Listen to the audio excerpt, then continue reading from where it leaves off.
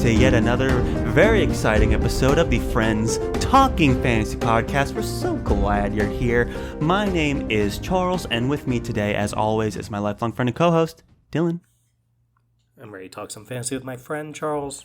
I'm ready to talk some fantasy with my friend as well, Dylan, and not just any fantasy today, because hopefully if all goes according to plan at the time of this recording, this is the second episode in a week that you guys are hearing, which is fantastic because it's a very special week here at the Friends Talking Fantasy Podcast. It is Friends Pitching Fantasy Week.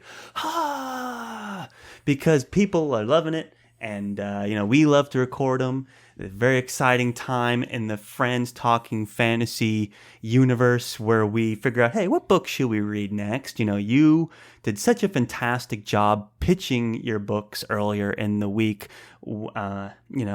pushing through there with your cold and a little bit of movie magic here. We literally just recorded that seconds ago, so you're still pushing through, and we love you for that, don't we, folks? And because now we're talking about my picks. So I'm going to be pitching 3 different fantasy books today. And later in the week, Dylan is going to have to pick one of them for us to read on the show. And I will have to pick one of Dylan's. So 2 books coming up in the Friends Talking Fantasy reading schedule. What they're going to be, we don't know yet. Dylan, really quickly, you want to just go through the 3 books that you had pitched in the last episode? Gladly. I did Senlin Ascends by Josiah Bancroft, which I still didn't have time to look that up because this is seconds later from the previous episode. But yes, book 1 of the completed Babel Quartet. Court of Thorns and Roses by Sarah J. Maas, a massively popular fantasy romance.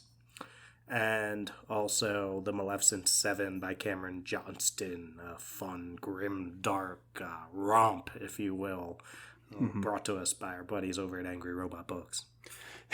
That's 3 fantastic picks, Dylan. Well, I'm sure those are up on the socials now for you to go in at the FTF Podcast on Instagram and at the FTF Podcast with a number 1 at the end on Twitter, and letting us know how you feel about that selection. Maybe we'll put a little poll up so you can vote on which one you'd want us to actually read and talk about on the show. We're going to do the same thing today. I'm going to be pitching 3 books now, and we're going to put that poll up, and we're going to use all of the feedback we've gotten from socials over Friends Pitching Fantasy Week to decide which books we are going to read next on the show. So without any more delay, Dylan, I think I'm just going to get right into my selection here. Now, when I was curating these pitches for you today, I was thinking about, 1, what do I actually want to read next? And that was a harder question for me to answer than usual because we've read so many fantastic books over the past couple of years here on the Friends Talking Fantasy show. So I was really having to dig back. And one of the things I was thinking was, what are some of these books that are gaps, maybe not necessarily in my reading, because I've read 2 out of the 3 books that I'm pitching today, but gaps on the show, things that we just have not talked about that I would love to talk about on the show, things that would ignite some pretty interesting conversations, pull in some new authors, new to us, but beloved by the community. And then also, just these big upcoming, things that I think we need to cover on the show. These are things that I think we're missing out on in the conversation of fantasy online. So that's kind of the framework for how these pitches came together. The first book I'll be pitching today is Bloody Rose by Nicholas Eames, book 2 of the Banned trilogy. And this one I have not read, but we, read the first book, Kings of the Wild, and Nicholas Eames, friend of the show, fantastic interview. I just miss him, and I want to read more of it, and that's why he's on here. And I'm sure that book 3 is coming out any day now, so we got to be prepared. Then we have The Way of Shadows by Brent Weeks. I was very excited to finally bring this back. You've mentioned Brent Weeks a few times. There was I forget which book we were talking about, but you were like, I hope you bring him into Friends Pitching Fantasy whenever we do that again. Yeah. And so I took note, and I was already planning to do it, of course, but I was like, I'm glad you said that because I was going to no matter what. It was only a matter of which Brent Weeks series I was going to bring into the game, and we'll get more into that when I pitch The Way of Shadows, Book 1 of the Night Angel Trilogy by Brent Weeks. And then the last one, pulling out the big guns here with Assassin's Apprentice by Robin Hobb. Interesting conversation around this one that we'll have when I go to pitch it, of course. But I'm of all of them, I think this would be the juiciest for like a thematic discussion. Discussions on themes and relationships and things like that. So that's Assassin's Apprentice by Robin Hobb. Robin Hobb and Brent Weeks have not been discussed on this show. You cannot find a single episode of us talking about them, and that is a crime. So that is why they're both on here. So there you go, Dylan. 3 books, and what do you think before I get into that? I think I have a very difficult choice to make in the future, Charles, but luckily I'll have some help from the listeners. We can drop a poll and see what they're most excited about us potentially getting into. But yeah, I don't know how I'm going to choose between these 3 awesome books. It's a real challenge that you've laid out. I do not envy you in this case at all. Nicholas Eames, a friend of the show, if you don't pick him, be devastated. And then Brent Weeks and Robin Hobb, 2 that we definitely find a way to get through it. If he even realizes.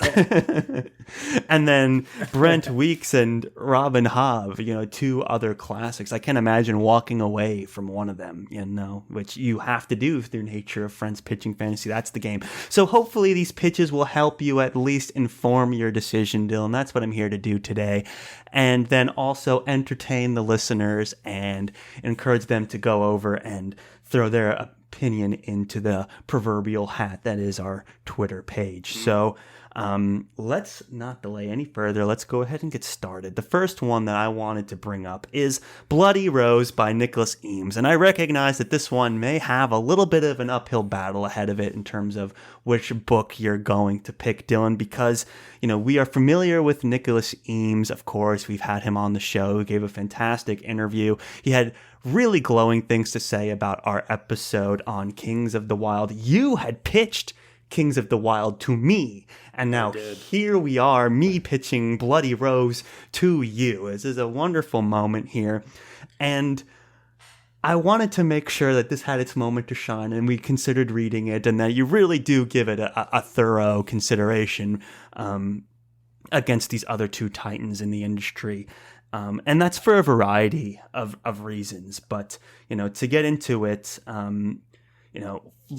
want to go to like the commonly also recommended section of Goodreads for this. You have Christopher Buehlman's Black Tongue Thief. You have The Shadow of the Gods by John Gwynne. You even have Joe Abercrombie snuck in there. I mean, these guys are so closely aligned with the kind of fantasy that we most, I would say, especially with like Abercrombie, Buehlman is a recent new love of ours, and Gwynne, obviously, we love the Gwynnes and every single one of those guys over there in the Gwynne family. So this is right along the avenue of the kind of fantasy content that we love to read and talk about on the show. And we know, and I know you have this book on your bookshelf, Dylan. That's another reason. For convenience sake, you already have it, and it's been on your TBR. It's been on mine ever since we finished Kings of the Wild. These books. You might have them all. It's certainly possible. You do have a bit of a problem, but there's worse problems to have in life. I've read Assassin's Apprentice, so I have that one. Well, yeah, we're gonna get into that in a moment. But you probably own all of them. You definitely own Bloody Rose, and yeah, I mean, it's right along the vein of the kind of fantasy that we would love. Kings of the Wild was a fantastic read. Its balance of the humor and the entertainment and the characters, and then, the idea that you're able to bring in all of these references to music and to video games and things like that, and not have it be like cringy or campy. That's just Nicholas Eames' style. He just knows how to have a bloody good time, entertain you along the way. A couple winks and nods snuck in there for those of us in the know. And I did a little bit of research because I haven't read this one, and I want to know, okay, what's coming up in this one? What can we be looking forward to here? A lot of the common threads that I see amongst the conversation around Bloody Rose is that, especially compared to Kings of the Wild, you're getting grander, more intense battle scenes. You're getting gritty yet comedic tones, which we obviously were expecting from a Nicholas Eames work. And one of the things, Dylan, that I'm bringing up just for you, because again, I'm pitching this to you, is the Final Fantasy references and Easter eggs that can be found in this book.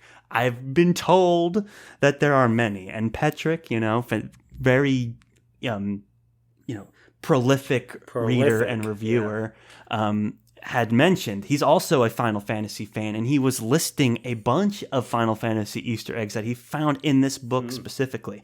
So that's how I'm feeling. And we also know Nicholas Eames, through talking to him, is a big Final Fantasy fan as well. You all have this in common. Dylan, you are a very big Final Fantasy fan. So, hello, none of these other books have Final Fantasy references in them. This is the only one. So you need to be considering that. To our knowledge. I mean, I've read the other two, but I'm not well read on Final Fantasy, so I probably must. So yeah, I mean, who knows? But this one is publicly known, and Nicholas Eames and his Easter eggs. He's a big fan. So I got so much enjoyment out of the Easter eggs of the 70s music references and Kings of the Wild. I imagine you will have just as much joy reading all of the Easter eggs for Final Fantasy. And I will say this, Dylan, of all the books I'm pitching today, this is perhaps going to be the most entertaining book I will recommend today. Of course, Brent Weeks' Way of Shadows is going to kick ass and has a lot of action and blood and guts and stuff.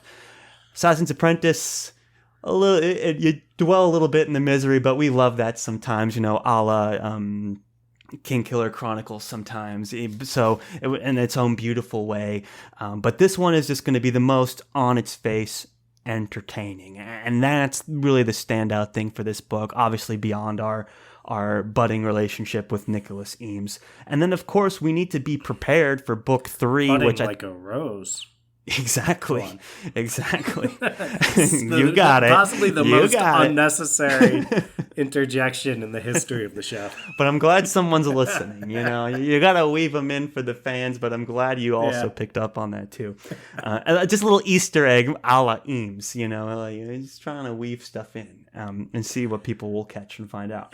And the last point I was going to make before being done with my pitch, of course, was that it will get us prepared for book 3, which I think the title is Outlaw Empire. I'm sure that's subject to change, but that is what's being listed. There's no release date or anything like that I'm aware of, but it could be coming out any minute now. You never know. Fantasy authors these days, it's very in vogue to drop a book, and make it, coming out soon. And we got to be prepared, and I would love to have Eames back on the show, talk about Bloody Rose and talk about the future. And I feel like reading this book is a great opportunity to do that. So that is why I am pitching Bloody Rose, Book 2 of the Band Trilogy by Nicholas Eames. And I also think the music references are more 80s skewed as well. I guess I could get into the synopsis a little bit, but the synopsis ends with, of course, its own little Easter egg. I'm trying to pull it up. It's time to take a walk on the wild side. Of course, I don't think that's a 80s song. I think that's earlier. Lou Reed's Walk on the Wild Side. Yeah. Of course, very on brand for Eames. So that's my pitch of Bloody Rose. Well, a fantastic pitch there, Charles. I think this is a book that I feel very, very confident I'm going to love. I loved Kings of the Wild. I've read that one twice already, one of those weird situations where I've read the first book twice because I read it, pitched it, and then we read it for the show, but have not yet read the second book. And I think the only reason it would be an uphill battle is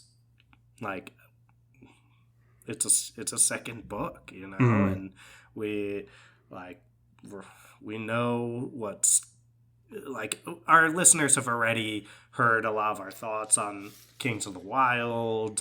We are very familiar with Eames and everything we know, we love, but like you mentioned before, these Hobb and Weeks glaring gaps in our resumes as fantasy podcasters, it feels like that's going to be tough to overcome. But if any book can do it, it might be Bloody Rose. It's I know it's going to be fun. I know it's going to be funny. I know it's going to be entertaining, and I'm definitely going to read it at some point. Like I bought the copy not just to look pretty on my bookshelf, although it does look pretty. It does on my bookshelf. look pretty. Yeah, I bought it to read it, and I know I'll read it at some point. The only question is, will we be reading it next? And the only way that I can determine that is by hearing your other two pitches, I think. I appreciate that segue, Dylan. It's true. I will just say that, we've always picked books to read, not on what we thought listeners were going to want to listen I've to. sold out, though. I didn't tell you. Are you getting paid? I want to sell out too, I'm for sale. Yeah. I'm There's just for no sale, one's buying. Yeah. Audible, we'd love your money.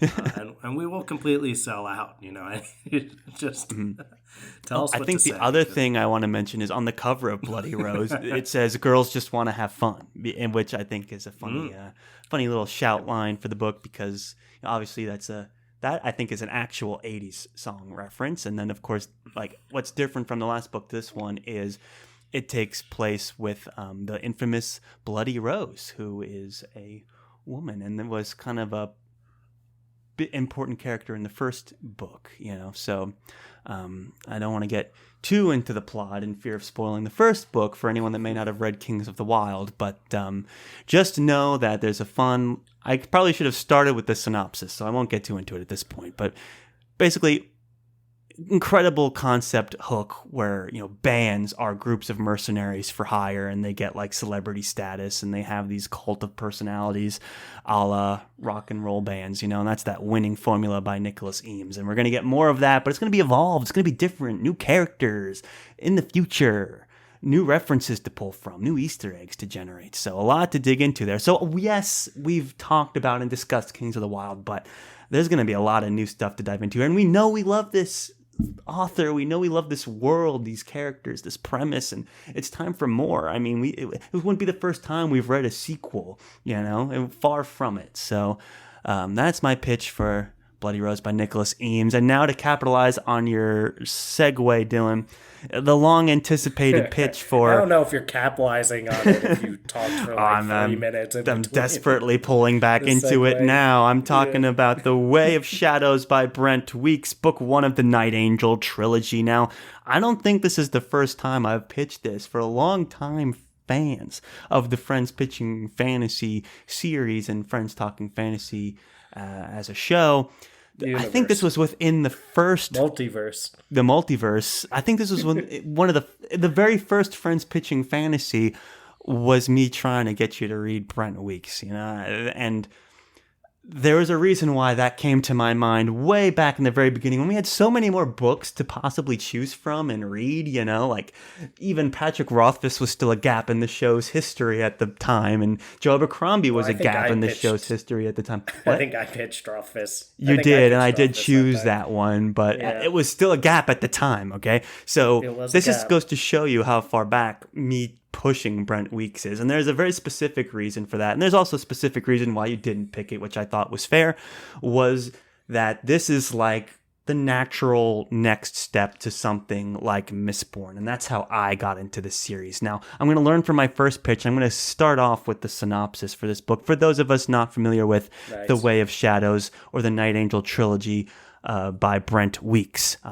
So, Durzo Blint, assassination is an art, and he is the city's most accomplished artist. For Azoth, survival is precarious, something you never take for granted. As a guild rat, he's grown up in the slums and learned to judge people quickly and to take risks. Risks like apprenticing himself to Durzo Blint. But to be accepted Azoth must turn his back on his old life and embrace a new identity and name. As Kylar Stern, he must learn to navigate the assassin's world of dangerous politics and strange magics and cultivate a flair for death. So, Ooh. quite an interesting premise here. You'll start to recognize a few things. You'll start to catch up on that grimdark tone, some roguelike aspects coming into play here. I love rogues. Yeah, I know you love rogues, and I know you love Mistborn because we've read that on the show. Mm-hmm. And this is how I stumbled onto it because to me it rang a lot of the same bells way, way back when I read Mistborn for the first time, decade ago. I was like, oh, that was awesome. I want more. And The Way of Shadows by Brent was a very quick recommendation. And it's nice to see that Brandon Sanderson's Mistborn is still at the top of like the also recommended pile online for this book. Also at the top, Mark Lawrence's Prince of Thorns. Because I think it's important to note this book came out in 2008, which is right in those glory days of like the grimdark, hard magic action fantasy. Mistborn was 2006 to 2008, so these books are coming out at like the exact same time, basically. Prince of Thorns, not too far from around there. You know, you're getting the big success of Game of Thrones, Abercrombie's big success with his first trilogy shortly around this time. So these are was from that golden age. You know, I think fantasy has kind of entered a new golden age with new voices and new stories to tell and this and that. But this is that previous generation where, hey, if you can push that grim, dark narrative and go big with it, then you can find a lot of success. And this is one of those tentpole releases around that time, along Mistborn, along Prince of Thorns. That's right there in that collection. That is just a gap that you need to read, especially someone who's interested in the history of fantasy as a genre and the cultural trends and those changes in trends. This is that classic 2008, like glory, grimdark that you'll recognize pretty quickly. It's got significantly more ratings than Bloody Rose, you know, but Bloody Rose is the second in the book, 17,000 ratings versus 163,000 ratings. Still a far cry from your 1.6 million from A Court of Thorns and Roses, but that's still pretty high and should be worth considering. You know, there's praise by Mark Lawrence for this book, and it's got that hard magic system a la Mistborn that I think you'll appreciate right away. It's got a lot of that political intrigue, too, that keeps things interesting throughout the whole trilogy.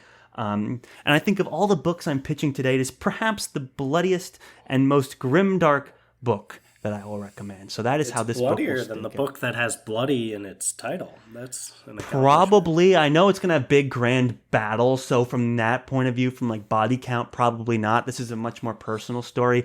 But I distinctly remember, I'm talking like rooms just full of blood, you know, like it's part of that grimdark. It's got that edginess to it. And while I think, you know, Bloody Rose is a much more modern story, right? So it's trying to pull on new things and do new things and try and be more entertaining. You talked about kind of that cultural shift to be more entertaining in your pitches earlier in the week, and I think this is kind of where what that is responding to, right? It's like, hey, we can be fun and tell jokes and still be a serious fantasy story. There's not many jokes to be found here. It's all kind of edgy and grim. So that is The Way of Shadows, Nine Angel Trilogy #1 by Brent Weeks. Awesome pitch there, Charles. The only author of the three that I have not read yet, and it's always been just a weird, you said gap, I'll say that's an accurate word, weird gap in my reading. It makes especially considering your tastes. It makes zero sense. I haven't read Brent Weeks. It continues to make zero sense. I don't know. I don't know what my mental block is here. I got to work that out, process it. But in the meantime, I'm glad that you brought these books to my attention for friends pitching fantasy. I think, like you said, rogues are totally my thing.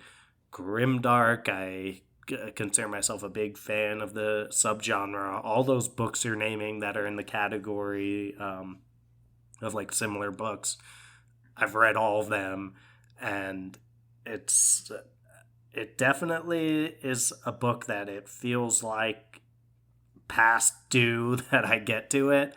Unfortunately, you also presented two other options Yep. that feel that way, especially like from from the show perspective. Robin Hobb's Assassin's Apprentice feels like a huge gap in the. So it's like, I don't know. This is gonna be really difficult. I don't know, but this one, hard magic systems, love that as well, and I think it'll be nice to go back and see like what is this a predecessor to. We always talk about that, like, Mm-hmm. and it sounds like it'll be, even if it's not funny, it sounds like it's gonna have a lot of entertainment in it, like a Oh, lot of yeah. action and Mm-hmm. things like that. So I don't think that we'd be like bored. Obviously, not Definitely saying not. that. There's a Yeah, that's lot anything you going on in implied. here. I Yeah. think much like, the way people find criticism for Prince of Thorns, even Mark Lawrence himself, it's like, okay, extra edgy, but that's because, hey, it was a different time. It was 2008, right? Like, people were writing grimdark, they're pushing the envelope, they were being that, right? I think you'll find some of that to be from another time in popular fantasy, but that doesn't make it bad. If anything, it makes it more interesting because it's like, wow, here's where we come from. Because there is also the Lightbringer series, which is Brent Weeks' more recent work. And I think most people will say that it's his best work so far. But I chose The Way of Shadows, one, because I've read it and I know it's right in line with what you like, especially as a fan of Sanderson and a fan of Mark Lawrence. But also, what's interesting enough is that Brent Weeks is returning to this world and he's Huh. writing a new series that takes place right after this one in the same world called Night Angel Nemesis in this year, Huh. 2023. So Oh, that kind of might cutting spice up edge the for pitch for something. you a little bit here, so you can Ah, be a little bit more aware of what's coming out today. Like any moment now. I don't have the exact release date. It just any says moment now. 2023, but any moment now, Night Angel Nemesis. It's also worth noting that this is a New York Times bestseller, obviously, and all of the Lightbringer, I think, was best-selling too. So Brent Weeks has only gotten better, and he's returning to the series that started it all. The Way of Shadows was his first book. So lots of Prince of Thorns energy here, but that should only get you excited, Dylan, because there's a lot coming out. This series is not done yet, and all these years later, it's never going to be more relevant to have had The Way of Shadows under your belt in terms of reading experience. So definitely want to check that out, and not a moment too late. Not a moment too late. It would be right, Charles. I am very tempted. Sounds right up my alley in every sense of the word. Mm-hmm. And then there's the next book, which is a book. I mean, maybe you want to. Should I introduce my experience with it, or do you want? Is it like baked into your Um, pitch in a way that? you know what? I can read the synopsis, and then we can get into your history with it. I think it might be work. So I'll read the Yeah. synopsis, and then I'll turn it back to you. I think is the best way to do this because we're talking about Assassin's Apprentice by Robin Hobb, book number 1 of the Farseer trilogy. Of all the books I've pitched today, this is obviously the most established. Robin Hobb, one of those Mount Rushmore faces in the Yeah. mountain of fantasy authors, right? So, more ratings than the other two combined at 300,000 ratings, which is quite a fair amount. Not quite, again, that 1.6 million is blowing my mind with Sarah J. Maas. But, this book predates Goodreads and all of that. So I'm sure it would have had significantly more if it came out today, or if the technology existed back then, which it did not, because this came out in 1995. So it's a Wow. classic. It is a I literary forgot it classic. came out that long ago. right? But it is so ahead of its time in so many ways and so progressive in so many ways that people are still touting it and loving it today in a way that a lot of other books from the 90s, we laugh at how dated they are. Robin Hobb blows that away. One of the rare few. Or Ursula Le Guin from even further back obviously blows it away too. There's a few authors that can capture that future-proof mentality about the style of writing, and it comes just from being a very talented literary author, which can be another totally separate thing, and just from the themes and the characters she creates being so honest and relatable and future proof. But before I get any more into my pitch, I'm going to go ahead and read the synopsis here. In a faraway land where members of the royal family are named for their virtues they embody, one young boy will become a walking enigma. Born on the wrong side of the sheets, which I thought was a weird phrase, Fitz, son of chivalry farseer. I guess that's some 90s slang that I don't... Born on the wrong side of the sheets. Fitz, son... Are they trying to say he's a bastard? Is that what that expression is supposed to mean? Because he's a royal bastard, so that puts him in a weird spot. And that's why he's this walking enigma. Wrong side of the sheets, is that what that means? Yeah, that's what I'm assuming it means. He was just, the circumstances of his birth where he's only half royal is... unfortunate. Not the side of the a royal bastard. Fitz, son of chivalry farseer, is a royal bastard cast out into the world friendless and lonely. Only his magical link with animals, the old art known as the wit, gives him solace and companionship. But the wit, if used too often, is a perilous magic and one abhorred by the nobility. So when Fitz is finally adopted into the royal household, he must give up his old ways and embrace a new life of weaponry, scribing, courtly manners, and how to kill a man secretly as he trains to become a royal assassin. Thus, as you do, we get thrust into Assassin's Apprentice. So, classic premise here. This is a super famous book. I picked it up as I was going through my list way back when I was first getting into fantasy of okay, I love what I've read. I want more. And this was hey, here's a well-established trilogy that's super famous and super good. So I jumped right on it, read through the whole trilogy. And before I get too far into it, you have an experience with this book as well, Dylan, right? You have picked this up once before. Shall we get into it? Yeah, it's always held a weird place in my reading history, and one that I almost... I'm not afraid to bring it up, but I'll avoid bringing it up if it's avoidable because it's such a beloved book.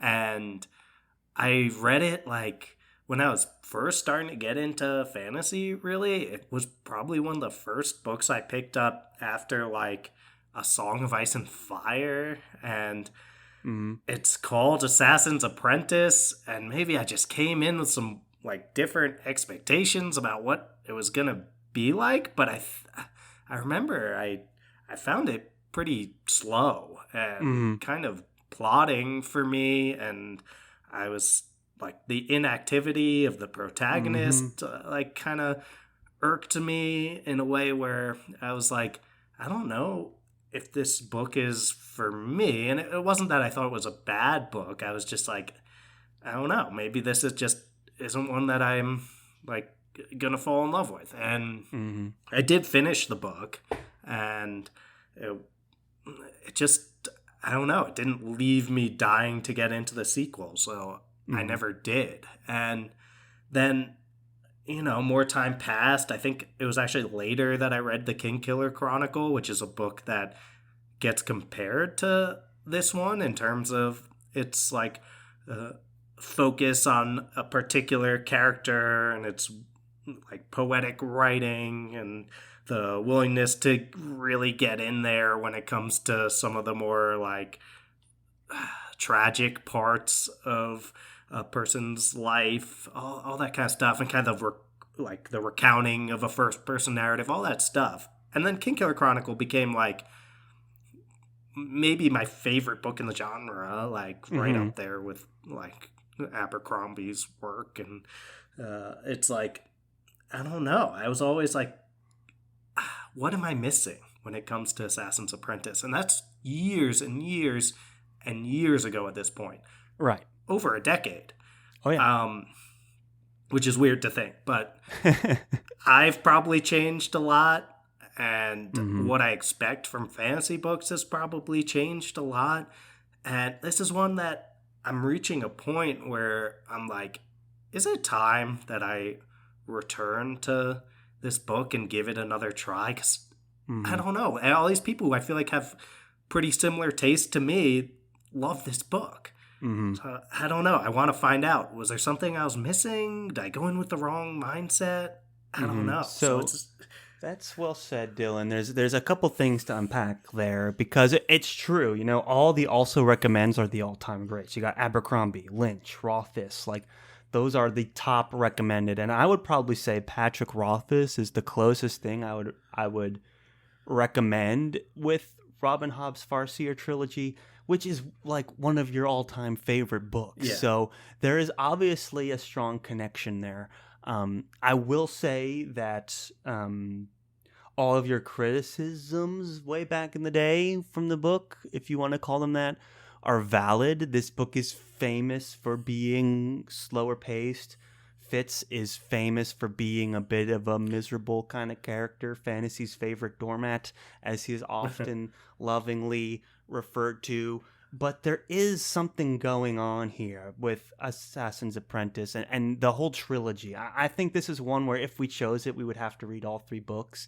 I mean, Robin Hobb has written like a bunch of books with all these characters and this and that. But the trilogy is a complete, concise story. And I think there's a reason. Like, I think you have to kind of allow some grace and be along for the ride with some of the slow moving stuff. And especially this first book, because what Robin Hobb is doing is she is creating these relationships and these moments that happen by the end of this book that are so impactful and memorable that you need to sit with these characters for that long through those moments in order to feel the emotional impact you're going to feel when you make it to the end. It's just not possible without dwelling with these characters. And sure, could you make it more entertaining? I guess. But, you know, I read Assassin's Apprentice and I read The Way of Shadows pretty close together. You know, this was one phase of reading I had that I was binging all of these like classics and modern classics. And you know, I remember a few things about The Way of Shadows, but there's a lot that I've forgotten. I don't remember how it ends and stuff like that. But Assassin's Apprentice, I remember exactly what happens, and it's like the way you described the way the Chatham Voyage quartet ends is how I feel sometimes when I read Assassin's Apprentice. I remember where I was when I flipping closed the back cover of the last book. I was on the train commuting back from work, and I was like, whoa, what was that? You know, it's not built around action. It's not built around adventure. It is built around very few characters, and you get to know them intimately, and you get to know their relationships intimately, and the way they ebb and flow and change is that much more impactful for it. It doesn't maybe make it the most popcorn enjoyable fantasy. It doesn't make it, you know, if you've read Mistborn and then you read Prince of Thorns and then you read Night Angel and then you read this, you know, it might be a little bit abrupt. But you've read so much fantasy now, you know, in the past 10 years, and you've started to, you know, branch out. And, of course, you've learned to love Patrick Rothfuss. There's things in here like the main character suffering and the main romance being one that's kind of tortured that you like for some reason. So I mean, I love it too, let's be real, but I know you really love a young tortured romance. It doesn't have to be tortured, it just has to be well written. And sometimes, well, you know, the complex ones, like, you know, like anyone can write. I mean, I don't know if anyone can write, but, you know, there's some authors, and I'll love Brandon Sanderson, but I'll throw him to the wolves here for just a second. We can punch up a little bit out with Sanderson. I can tell him how great he is and how much I love his work overall. But his romances are like this, very straightforward. Like, you know, it's always like boy meets girl, like Oh, we're the all of a sudden boy spending more likes time girl together. is I'm kind of seeing you in a new awkward. light. Ooh. Right, blah blah blah. They fall for each other, and then they're like happy forever. Like Hmm. I asked you, I mean, it's like, and Sanderson's not a romance writer. Like that's not his focus at all. And the things he does extremely Right. well are other places. But I don't know. That just doesn't appeal to me in the way that these like intricate, complex romances do. And it sounds Mm. like that is one of the strengths of the Farseer trilogy. It is perhaps the biggest strength of the Farseer trilogy, but, it's like this is not a happy book. Like, I will say that. I mean, it's not like sad either. Like everyone dies or something like that. But it is not like the popcorn, I'm gonna entertain you book. It's like I might make you a little miserable, but you're gonna love it. That's kind of the vibe, and you have to be ready for that. That can be off-putting, especially when you're trying to appeal to a mass audience.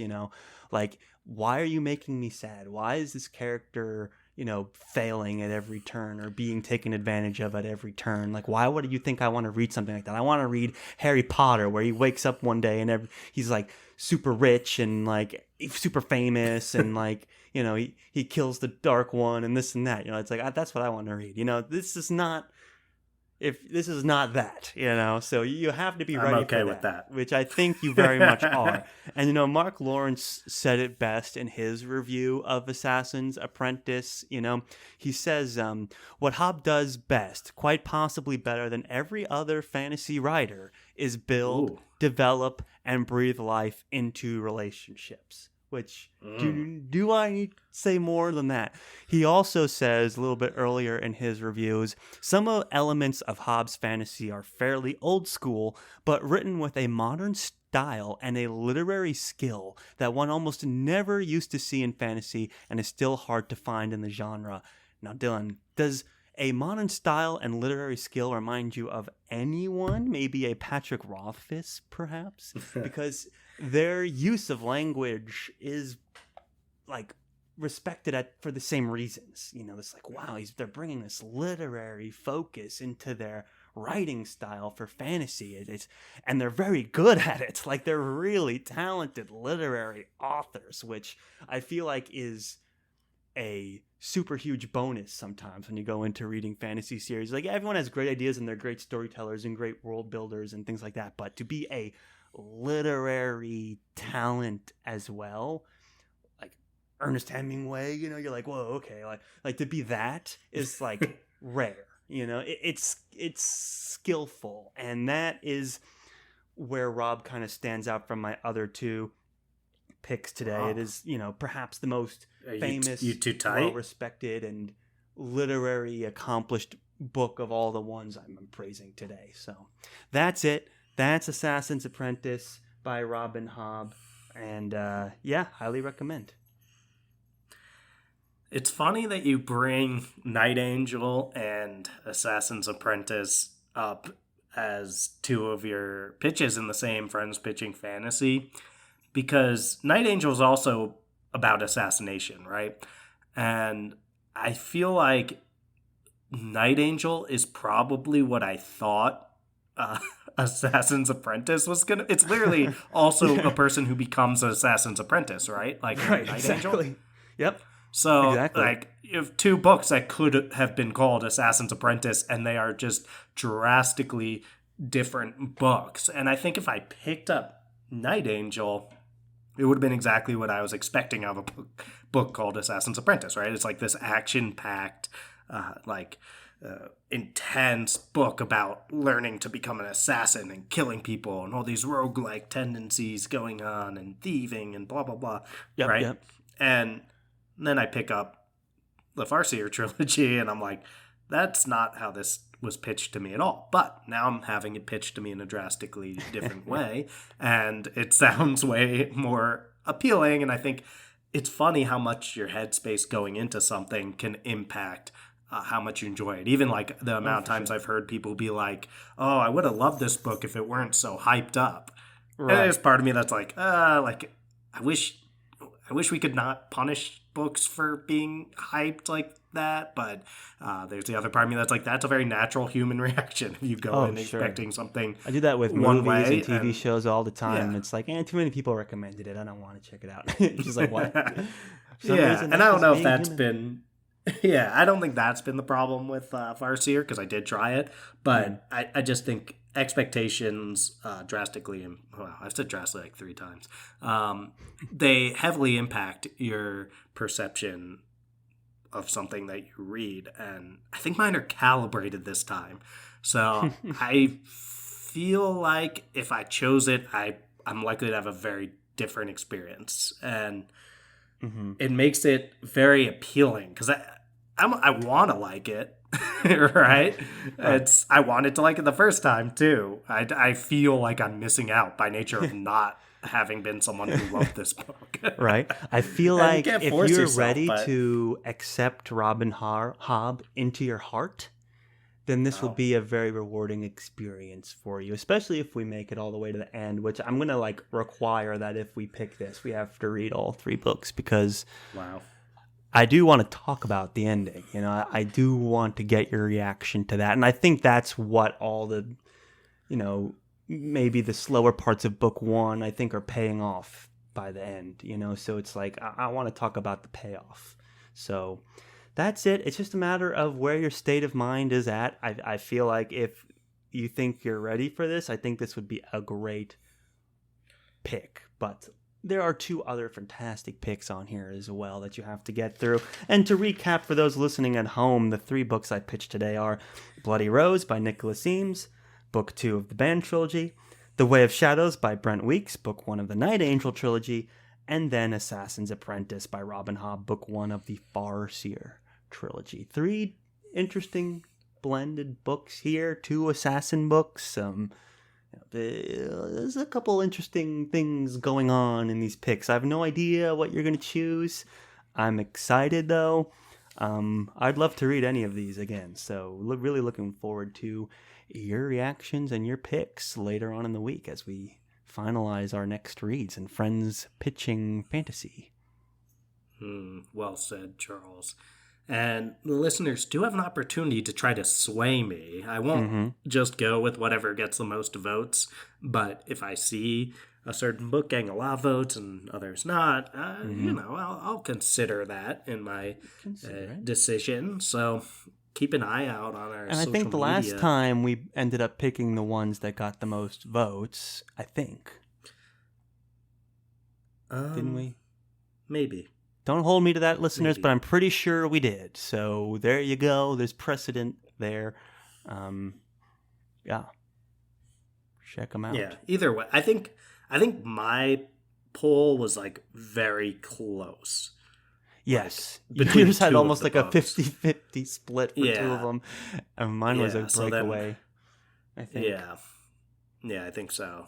But so I can't remember if I picked one of the 2 books I was getting the highest votes. So it definitely helps. And especially if I'm where I very well might be with these books, I'm oh, I can't choose wrong. This is so hard. It can be the thing that pushes me in one direction or the other. So for sure. I'm excited to hear all you listeners' feedback. I'm excited to get into whatever book we end up getting into out of these. And Charles, beautiful pitching. Thank you. It was a lot of fun bringing back some of these. I think I've pitched both Way of Shadows and Assassin's Apprentice before. I can't remember if I ever pitched Robin Hobb before. I feel like I did. So really excited to bring them back. Maybe one day you'll choose one of them. Who knows? But you know what? Either way, I think we'll just have to wait and find out. And the only thing left to do is to play that sweet, sweet outro music. Get that sweet, sweet outro music pumping, Charles. Okay. Did we say Friday is likely when we'll release? Friday is likely when the announcements will drop, so that means you gotta hurry up and get over to socials and make sure your voice is heard, and that can be done over at the FTF Podcast on Instagram and the FTF Podcast with a number 1 at the end on Twitter. Now, Dylan, if they like what they heard today and they want to support the show even more than giving us a good shout out on social media or coming and talking to us over on the socials, what can they do? toss 5 stars to our podcast, which you can do over at Spotify, where most of you are listening. Just 2 clicks over at the top of the Friends Talking Fantasy podcast feed. And it means so much to us when you do that. It also means a lot to us when you rate and or review on Apple Podcasts. I think it's so cool they have the opportunity to write up some of the things that you hopefully love about FTF, and it always puts a smile on my face, and presumably on Charles's face as well.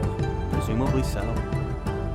But just listening is more than enough. Thank you so much for doing that. Just listening, more than enough. I couldn't agree more, Dylan. Thank you all so much for making it to the end. You guys are the best. We greatly appreciate you. Thank you. And as always, go forth and conquer, friends.